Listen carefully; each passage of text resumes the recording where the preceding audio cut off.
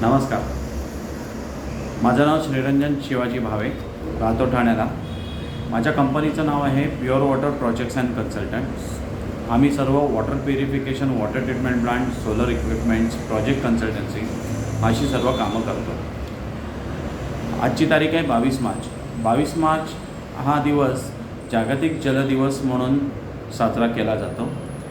United नेशन्सतर्फे दरवर्षी जे कुठले दिवस येतात तर त्याच्यासाठी एक विशिष्ट थीम घेऊन त्याच्यावरती काम केलं जातं. आणि या वर्षीची त्यांनी जी थीम निवडलेली आहे तर ती आहे ग्लॅशियर्स कन्झर्वेशन. या खूप मोठा विषय घेतलेला आहे. बर्फ तापमानामुळे वितळत आहे, त्याचा जागतिक परिणाम काय होऊ शकतो, ते न वितळण्यासाठी आपल्याला काय करता येऊ शकतं, हा खूप मोठा विषय त्यांनी घेतलेला आहे. पण जागतिक जलदिवस ह्या दिवशी आपण स्वतःहून काय करू शकतो याचा आपण जर का विचार केला आणि एक खारीचा वाटा उचलायचा ठरवला तर आपण काय करू शकतो ते आपण बघूया. आपण सर्व महाराष्ट्रीयन आहोत, भारत भूमीमध्ये राहतो आणि जगाला एक चांगला संदेश संत शिरोमणी संत तुकाराम महाराजांनी दिलेला आहे की पाणी वाणी नाणी नासू नये. या उक्तीप्रमाणे, या त्यांच्या अभंग श्लोकाप्रमाणे आपण पाणी नासू नये हा जरी एक संदेश उचलून धरला आणि तसं आपण वागायला सुरुवात केली तर आपण 5 गोष्टींचं वरती काम करू शकलो तर आपण बऱ्यापैकी पाण्याची बचत करू शकतो. आज अनेक आदिवासी पाड्यांमध्ये, अनेक भारतातील लोकांमध्ये, अनेक जागतिक लोकांमध्ये पाण्याची समस्या गंभीर होत चाललेली आहे आणि पुढेही ती होत राहणार आहे. मग आपण पाणी वाचवण्यासाठी काय करू शकतो ते आपण बघूया. आपण आपल्याकडे घरी, ऑफिसमध्ये किंवा जिथे जिथे सार्वजनिक ठिकाणी पाण्याचे नळ वाहताना दिसतील तिथे त्या अथॉरिटीला किंवा घरी असो तर घरीसुद्धा आपण ताबडतोब ते बंद करू शकतो. प्लंबरला वगैरे बोलवून किंवा तिथल्या अथॉरिटीला सांगून हे आपण बंद करू शकतो. हा एक आपण खूप चांगला प्रयत्न करू शकतो की पाणी वाचवण्यासाठी. दुसरा प्रयत्न आपण असा करू शकतो की आपण गरजेपुरतं जर का पाणी वापरलं, प्रत्येक गोष्ट जी आपल्याला लागते किंवा ऑफिसमध्ये, इंडस्ट्रीमध्ये, प्रोसेसमध्ये जिथे लागते तिथे गरजेपुरतं जर का आपण पाणी वापरलं तर आपल्याला त्याचा एक फायदा होतो. पाणी वापरलं जे जातं तर ते योग्य प्रमाणामध्ये वापरलं जातं. तिसरं, आज आपण बघतो आहे की बऱ्याच ठिकाणी वॉशिंग मशीन आणि डिशवॉशर याचा भयंकर प्रमाणामध्ये वापर केला जात आहे. याच्यामध्ये सर्वात जास्त पाणी लागतं. पूर्वी जे आपल्याकडे कपडे धुवायला पाणी कमी लागायचं तर यामध्ये जास्त पाण्याचं प्रमाण जात आहे. हा आपण कसा युसेज जो आहे तर तो योग्य तऱ्हेने हाताळून त्याचं प्रमाण पाणी वापरण्याचं कमी कसं करू शकतो ह्याच्यावरती सर्वांनी विचार करावा.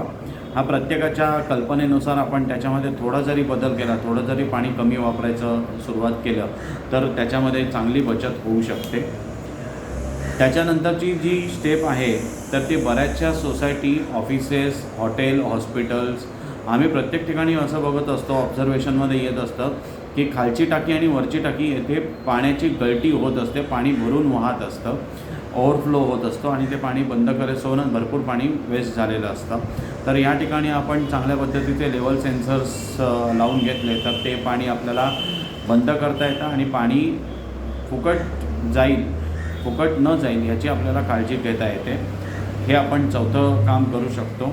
आणि 5वं, जे सर्वांना करू शकतो आहे, आपण सर्वजण आपापल्या ठिकाणी करू शकतो आहे, ते म्हणजे रेन वॉटर हार्वेस्टिंग, वर्षा जलसंचयन.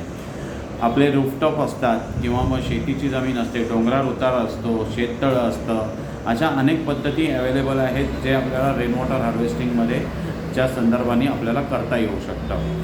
पावसाचं पाणी वाचवून तसेच आपल्याकडे जे सांडपाणी तयार होतं, किचन वेस्ट, किचन, बाथरूम आणि टॉयलेट वेस्ट, तसंच कंपन्यांमध्ये जे टेक्स्टाईल असतील, केमिकल असतील, यांचं जे सांडपाणी निघतं कलरचं वगैरे, तर त्या सांडपाण्यावरती प्रक्रिया करून, ज्याला आम्ही STP आणि ETP म्हणतो, अशी सांडपाण्यावरची प्रक्रिया करून ते पुनर्वापर आपण करू शकतो. या पद्धतीचं जर का आपण बचत पाण्याची केली तर बऱ्यापैकी चांगलं पाणी वाचतं आणि त्याचा आपल्याला खूप चांगला फायदा होऊ शकतो भविष्यामध्ये सर्वांना. म्हणजे एक व्यक्तीने केल्यामुळे अनेक लोकांना त्याचा फायदा होऊ शकतो.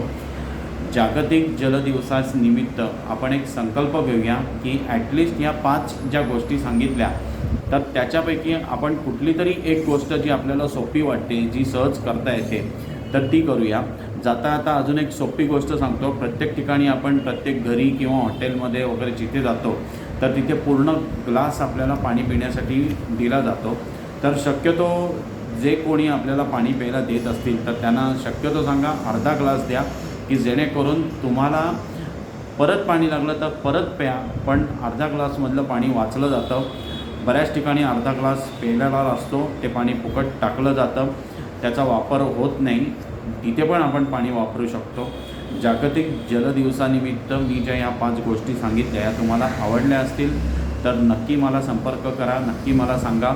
यूट्यूब चॅनलला मी हा टाकलेला आहे, तिथे लाईक करा, तिथे सबस्क्राईब करा. आणि तुम्हाला जर का अजून याच्या व्यतिरिक्त माहिती हवी असेल तर माझ्या कंपनीचं नाव आहे pure water projects and consultant. ठाण्याला ऑफिस आहे. माझा कॉलिंगचा नंबर आहे 9820500294 आणि माझा व्हॉट्सअपचा नंबर आहे 9833232500. परत एकदा सांगतो 9833232500. धन्यवाद. श्रीरंजन भावे. दिवसाच्या हार्दिक शुभेच्छा.